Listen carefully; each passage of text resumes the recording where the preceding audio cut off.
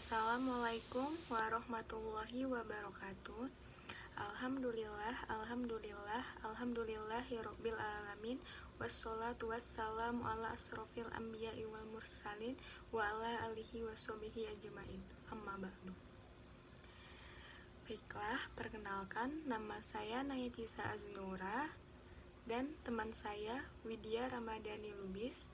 Di sini kami akan mempresentasikan makalah kami yang berjudul Kutipan, yang akan dimulai dari saya sendiri.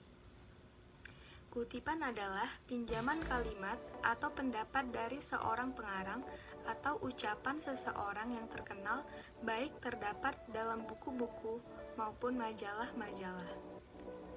Selain itu, kutipan juga diambil dalam bentuk lisan, misal melalui media elektronik seperti TV, radio, internet, dan lain sebagainya. Tujuannya sebagai pengokohan argumentasi dalam sebuah karangan. Menurut Kamus Besar Bahasa Indonesia, mengutip adalah mengambil perkataan atau kalimat dari buku atau yang lainnya. Mengutip itu berbeda dengan plagiat. Plagiat adalah mengambil karangan-karangan atau pendapat orang lain dan menjadikannya seolah-olah karangan atau pendapat tersebut dari diri sendiri. Kutipan ditulis untuk menegaskan isi uraian, memperkuat pembuktian, dan kejujuran menggunakan sumber penulisan. Kutipan merupakan salah satu hal yang sangat esensi dalam penulisan karya ilmiah. Dalam kutipan, ada aturan main yang harus diikuti oleh setiap penulis karya ilmiah tanpa terkecuali. Yang kedua yaitu fungsi kutipan. Fungsi kutipan diantaranya yang pertama sebagai landasan teori, yang kedua penguat pendapat penulis, yang ketiga penjelasan suatu uraian, yang keempat bahan bukti untuk menunjang pendapat itu. Penulisan kutipan juga berfungsi sebagai untuk menunjang fakta, konsep, gagasan, atau untuk memberikan informasi tentang sumber data, gagasan, dan lain-lain yang relevan. Yang kedua, untuk memberikan penjelasan tambahan tentang suatu masalah yang dikemukakan dalam teks atau untuk menjelaskan definisi istilah secara cermat. Selain fungsi di atas, kutipan juga memiliki fungsi tersendiri. Di antaranya adalah sebagai berikut. Yang pertama, menunjukkan kualitas ilmiah yang lebih tinggi. Yang kedua, menunjukkan kecermatan yang lebih akurat. Yang ketiga, memudahkan penilaian penggunaan sumber dana. Yang keempat, memudahkan pembedaan data pustaka dan ketergantungan tambahan. Yang kelima, mencegah pengulangan penulisan data pustaka. Yang keenam, meningkatkan estetika penulisan. Yang ketujuh, memudahkan peninjauan kembali penggunaan referensi dan memudahkan penyuntingan naskah yang terkait dengan data pustaka.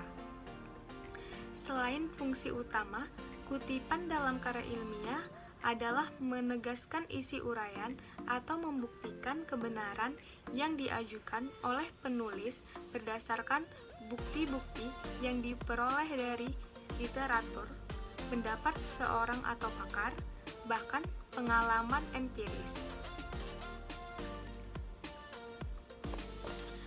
Peletakan kutipan dilakukan dalam dua cara, yaitu pada teks atau menjadi bagian catatan kaki.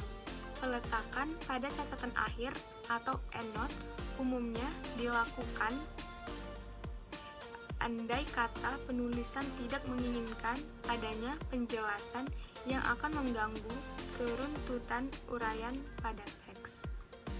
Hal-hal yang perlu diperhatikan dalam mengutip diantaranya yang pertama, penulis mempertimbangkan bahwa kutipan itu perlu.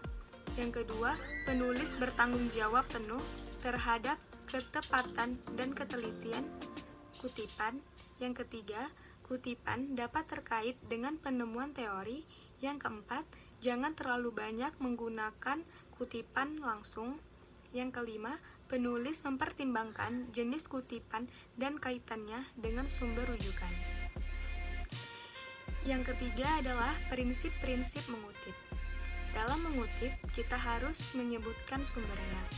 Hal itu dimaksudkan sebagai pernyataan penghormatan kepada orang yang pendapatnya dikutip, dan sebagai pembuktian akan kebenaran kutipan tersebut. Yang pertama, jangan mengadakan perubahan.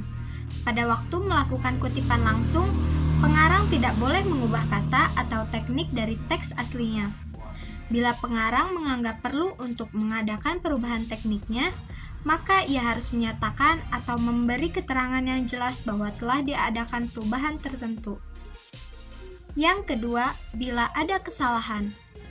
Bila dalam kutipan terdapat kesalahan atau keganjilan, baik dalam ketatabahasaan maupun dalam ejaan, penulis tidak boleh mengubahnya. Yang ketiga, menghilangkan bagian kutipan.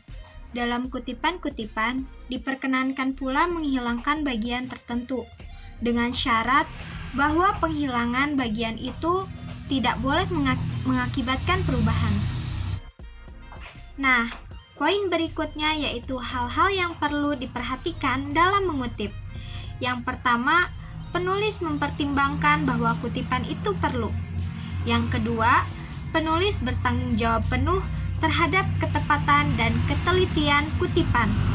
Yang ketiga, kutipan dapat terkait dengan penemuan teori. Yang keempat, jangan terlalu banyak menggunakan kutipan langsung. Yang kelima, penulis mempertimbangkan jenis kutipan dan kaitannya dengan sumber rujukan.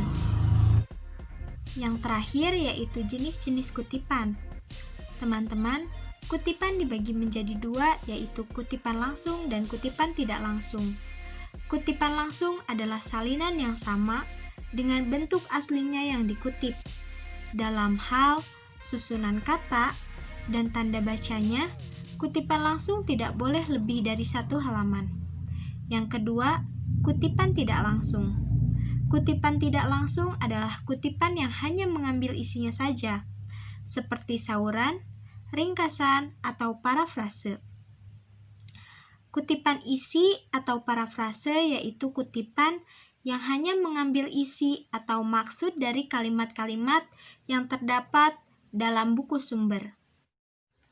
Nah, teman-teman, cukup sekian materi yang bisa kami sampaikan. Semoga apa yang kami hidangkan dapat bermanfaat untuk teman-teman sekalian. Saya Widya Ramadhani Lubis dan rekan saya Naya Cisa Aznurah pamit undur diri. Terima kasih atas waktu yang telah diluangkan. Wassalamualaikum warahmatullahi wabarakatuh.